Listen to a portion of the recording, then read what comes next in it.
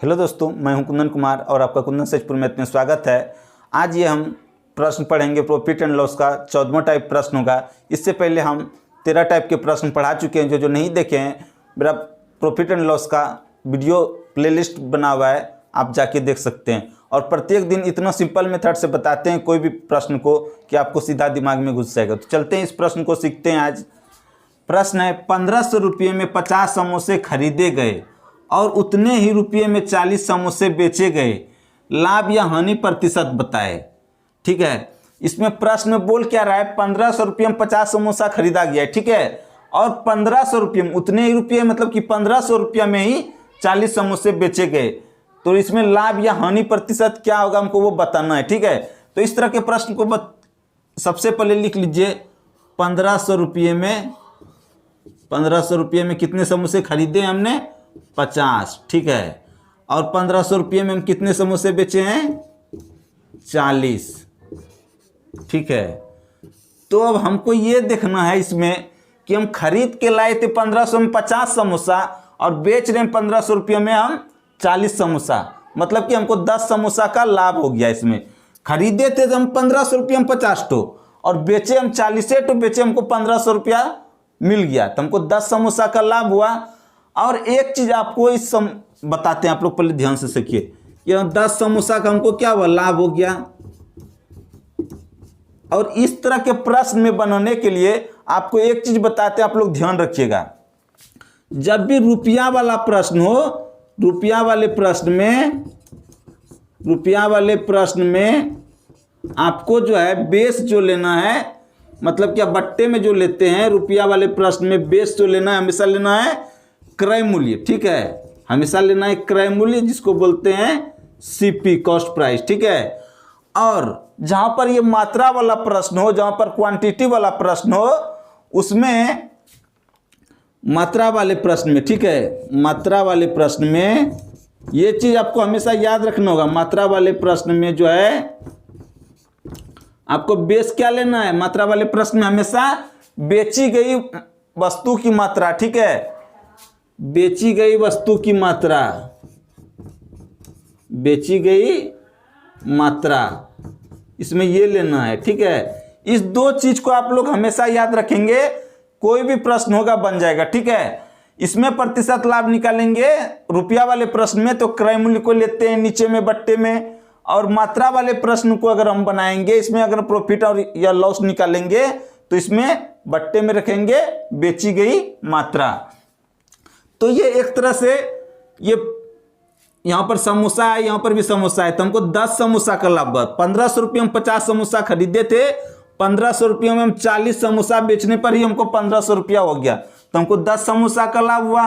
अब ये मात्रा वाला प्रश्न हुआ। ठीक है, अब मात्रा वाले प्रश्न में प्रॉफिट और लॉस निकालेंगे तो हम हमेशा क्या रखेंगे, बेची गई मात्रा। बेचे हैं कितना हम, 40, और प्रतिशत में बदलने के लिए 100 से गुना कर देंगे, 100% से। ठीक है, तो ये कट गया, 1 0 से 1 0 ये कट गया, 4 से इसको कटाएंगे तो ये 25 बार में कटेगा, बराबर होगा 25%। ये 25% मेरा क्या हुआ, प्रॉफिट हुआ, 25% मेरा लाभ हुआ। ठीक है, आप समझ गए होंगे इस प्रश्न को।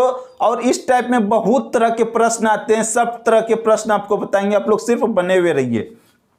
अगर आपको अच्छा लग रहा है तो लाइक कमेंट शेयर जरूर करें, और नए हैं इस चैनल पर, चैनल को सब्सक्राइब करके बेल आइकन को जरूर दबा लें, ताकि मेरे हर एक वीडियो का नोटिफिकेशन आपको सबसे पहले मिल सके। चलते हैं नेक्स्ट प्रश्न पर, और ये उसी टाइप का दूसरा प्रश्न है। इसके बाद प्रश्न का टाइप चेंज करेंगे, तो सीखिए इस प्रश्न को। क्या है, 10 रुपये में 25 चॉकलेट खरीद कर उतने ही रुपये में 15 चॉकलेट बेची गई। इसमें जो है निकालना है लाभ या हानि प्रतिशत बताएं। तो सबसे पहले इस तरह के प्रश्न में आपको लिख लेना है, 10 रुपया में कितना चॉकलेट खरीदा है, 25। ठीक है, 10 रुपये में ये मेरा क्या हुआ, ये सीपी हुआ, मेरा कॉस्ट प्राइस, ये खरीदा हुआ। ठीक है, अब हमको इसमें क्या है, उतने ही रुपये में, मतलब क्या, 10 रुपये में ही 15 चॉकलेट बेचा है, 15 रुपया में ही बेचा है कितना, सॉरी, हाँ उतने रुपया में ही, सॉरी 10 रुपया में ही बेचा है कितना, 15 चॉकलेट। यहां तक समझ गए, ये क्या हुआ, सेलिंग प्राइस, मतलब विक्रय मूल्य। 10 रुपया में हम 25 चॉकलेट खरीदे और 10 रुपये में हम 15 टू चॉकलेट बेचे। कहने का मतलब ये हुआ कि 10 रुपये हम खरीद कर लाए थे हम 25 चॉकलेट, ठीक है, और हम जब बेचे हमको 10 रुपया हो गया, 15 चॉकलेट भी बेचने पर हमको 10 रुपया प्राप्त हो गया। तो हमको बच गया कितना टॉफी? 10। हमको 10 चॉकलेट यहां पर बच गया, ठीक है, ये बच गया हमको। ये क्या हुआ? ये लाभ हुआ। तो लाभ हुआ, और इस मात्रा, ये मात्रा वाला प्रश्न ही है, तो 10 चॉकलेट का लाभ हुआ कितने पर? इसमें मात्रा वाले प्रश्न में हमेशा बेस में जो लेना है, बट्टे में हमेशा बेची गई मात्रा लेना है, ठीक है। तो बेचे हम 15 और प्रतिशत में निकालने के लिए 100% से गुना कर देंगे। कटाइए 5 तिया 15, सॉरी 5 दूना 10 और 5 तिया 15 बराबर हो जाएगा 200/3%। इसको पूर्णांक में तोड़ेंगे 66.2/3%। ये मेरा क्या हो जाएगा? लाभ हो जाएगा या प्रॉफिट, जो भी बोलिए, ठीक है। उम्मीद है कि आप लोग अच्छे से समझ गए होंगे इस प्रश्न को, और इस टाइप का प्रश्न कभी भी आएगा तो आपका गलत नहीं होगा। अब प्रश्न को थोड़ा सा इससे कुछ चेंज करते हैं, और ये अगला प्रश्न है, इसमें कुछ थोड़ा सा प्रश्न में चेंज है। इस प्रश्न को समझिए क्या है। प्रश्न में 5 रुपये में 6 वस्तुएं खरीद कर 6 रुपये में 5 वस्तुएं बेची गई, तो लाभ या हानि प्रतिशत बताएं। पहले क्या था? पहले वाले प्रश्न में दोनों जगह बराबर रुपया था, यहां पर 5 रुपया था तो यहां पर भी 5 रुपया में इतना वस्तु, लेकिन इसमें कुछ अलग है। इस प्रश्न को समझिए। सबसे पहले आपको लिख लेना है सीपी मेरा कितना है, मतलब कॉस्ट प्राइस में हम कितना में खरीदे हैं? 5 रुपया में 6 वस्तु, ठीक है, 5 रुपया में 6 वस्तु खरीदे हैं। अब देखिए 6 रुपया में 5 वस्तुएं बेची गई, 6 रुपया में 5 वस्तु बेचा है, ठीक है, ये हुआ मेरा सेलिंग प्राइस, ठीक है, ये मेरा विक्रय मूल्य हुआ, ये क्रय मूल्य। अब एक चीज ध्यान देना है हमको कि यहां पर पहले आता था दोनों जगह रुपया बराबर होता था, उतने ही रुपया रहता था प्रश्न में, लेकिन यहां पर क्या है, दोनों जगह मेरा चेंज हो गया है। एक जगह 5 रुपया में 6 वस्तु खरीदे और दूसरे जगह है कि हम बेचे जो है 6 रुपया में 5 वस्तु। तो इस तरह के प्रश्न को आप 2 तरीके से बना सकते हैं। आपको दोनों तरीका हम बताएंगे। सबसे पहले अगर हमको मात्रा बराबर करना है, सॉरी हमको रुपया बराबर करना है, ठीक है, हमको रुपया बराबर करना है, तो वो कैसे करते हैं? वो करने के लिए आपको ये वाले से इसमें गुना कर देना है, गुना 6 से कर देना इसमें, ठीक है, ये नीचे वाला से ऊपर में गुना करना है और ये ऊपर वाला से नीचे में गुना करना है। तो इससे क्या हो जाएगा? मेरा रुपया बराबर हो जाएगा। तो वो देखिए कैसे होता है। 6 से गुना करेंगे, 6 पंचे 30 रुपया हो जाएगा, और इधर से इसमें गुना किया तो इसमें भी गुना करना पड़ेगा, तो 6 की 36, ये 36 वस्तु हुआ, ठीक है, 30 रुपया में 36 वस्तु, ठीक है। अब इसमें 5 से किए तो इसमें भी 30 रुपया हो जाएगा, और इधर वस्तु कितना हो जाएगा? 5 गुना 5 25। अब देखिए ये पहले वाले प्रश्न की तरह हो गया। 30 रुपया में 36 वस्तु हम खरीद कर लाए थे और बेच रहे हैं 30 रुपया में 25 वस्तु ही बेच रहे हैं। हमको 25 खरीद कर जो लाए थे, हम 30 रुपया में 36 वस्तु खरीद कर लाए, ठीक है, और 30 रुपया में हम 25 वस्तु ही बेच रहे हैं। हमको 5 वस्तु का लाभ हो रहा है। 25 वस्तु बेचने पर ही हमको 30 रुपया प्राप्त हो गया, तो हमको 5 वस्तु का लाभ हो रहा है। तो सॉरी, हमको इसमें लाभ कितना हो रहा है? 11 वस्तु का लाभ हो रहा है। कितना का लाभ हो रहा है? 11 वस्तु का हमको इसमें लाभ हो रहा है। तो हमको ये मात्रा वाले पे आ गया। तो मात्रा वाले प्रश्न में हमेशा बेस किसको लेते हैं? बट्टे में जो बेची गई वस्तु है, ठीक है, तो बेची गई वस्तु है 25, और इसको प्रतिशत में बदलने के लिए 100% से गुना कर देंगे, तो 25 चौके 100 बराबर 11 गुना 4 44। ये हमको 44% का क्या हुआ? प्रॉफिट हुआ। 44% का हमको क्या हुआ? प्रॉफिट हुआ। उम्मीद है कि आप लोग अच्छे से समझ गए होंगे। अगर रुपया बराबर करना हो, सॉरी इसमें रुपया तो बराबर कर दिए थे, अगर वस्तु बराबर करना है तो वो कैसे करेंगे उसको भी समझिए। अगले टाइप के प्रश्न में सब आपको समझ में आएगा। और हाँ, जो जब इस चैनल पर न्यू है सब्सक्राइब जल्दी से कर लीजिए, क्योंकि कोई भी एग्जाम में आपको बहुत फायदा होगा इससे। चलते हैं नेक्स्ट प्रश्न पर, और ये उसी टाइप का प्रश्न है, इसको लेकिन हम 2 मेथड से बताएंगे। इस प्रश्न को समझिए। 10 रुपये में 11 वस्तुएं खरीद कर 11 रुपये में 10 वस्तुएं बेची गई, तो लाभ प्रतिशत बताएं।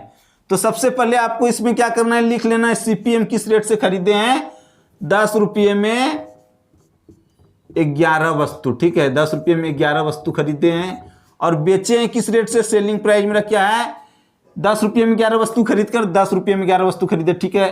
11 रुपये में 10 वस्तुएं बेची गई, 11 रुपये में 10 वस्तु ही बेचता है, ठीक है।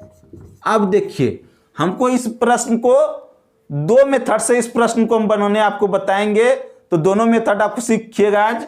सबसे पहले हम रुपया को बराबर करते हैं, ठीक है, सबसे पहले हम रुपया को बराबर करते हैं जो कि अगले प्रश्न में बताए थे, फिर उसके बाद हम वस्तु को बराबर करके भी बताएंगे, ठीक है।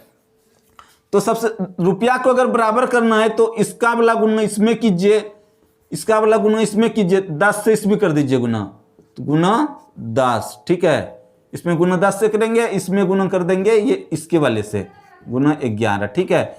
अब कीजिए कितना हुआ, 11 गुना 10 110 हो जाएगा।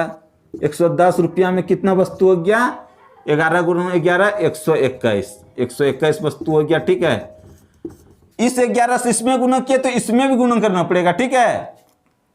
अब इसको देखिए 110 यहां भी आएगा, हम रुपया भी बराबर कर रहे हैं, ठीक है। तो इससे इसमें गुना करेंगे कितना हो जाएगा, 100 हो जाएगा, ठीक है, 100 वस्तु।